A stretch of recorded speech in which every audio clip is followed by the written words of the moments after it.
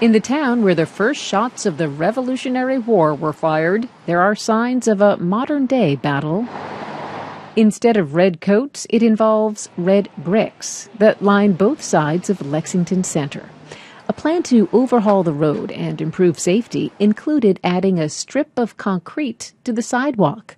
It might already be a done deal, if not for a mild-mannered architect who showed up at town meeting and set off a battle cry. I just raised my hand and I asked, why are we getting rid of the brick sidewalks? A faction soon rallied around Mark Connor, who makes the case that, just like vestiges of the town's colonial past, Lexington Center has a history worth preserving. Designed in the 1960s to compete with the new Burlington Mall, it offers a promenade he compares to one of the world's most famous, the Champs-Élysées in Paris. It's this wonderful boulevard of double row of trees that sort of protects the pedestrian from the street. You're sort of in a little wonderful world that you can watch people pass by. The all-brick sidewalks, he says, make the center cohesive and unique. This was in New York. This is Belmont Center. What you get is sort of just a hodgepodge of materials. But one man's hodgepodge is another's improved access. The concrete walkway would be near the stores, and the rest of this very large area would be all brick. Michael Martinetti is with the Lexington Commission on Disability, which recommended adding concrete to the sidewalk. We thought it was a great compromise. We also thought it was attractive.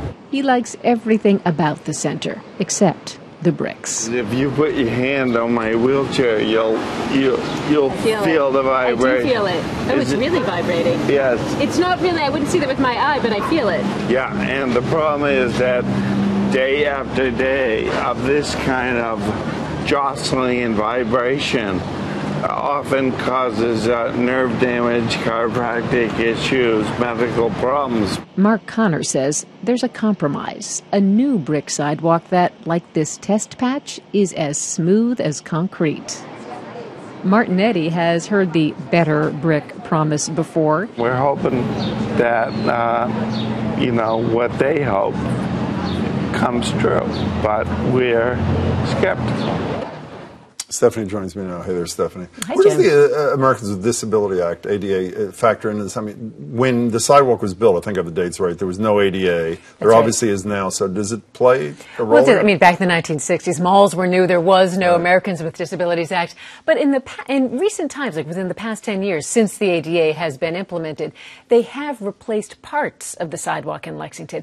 Mike Martinetti says even those ADA-compliant bricks still are bumpy, still create a vibration. Is there any evidence that this, I mean, I only saw the visual there, that you can do bricks in a way that make it as smooth? I mean, that's... There is. There is? The University of Pittsburgh has done a study with the Veterans Administration.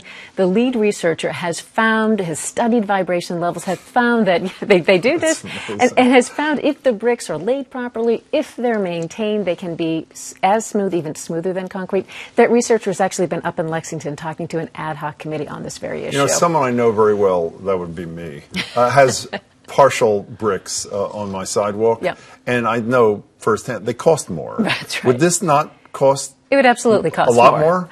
Well, we are waiting to find out. The selectmen have, so the ad hoc committee has recommended that they do put down these bricks that would be as smooth as concrete, and the selectmen have asked the engineers in town to figure out what that cost would be. Either way, it's going to be a while before the sidewalks in Lexington change. It's going to take a couple of years. I hope the deal works out, actually. Stephanie, thank you so much. You're welcome. Appreciate your time.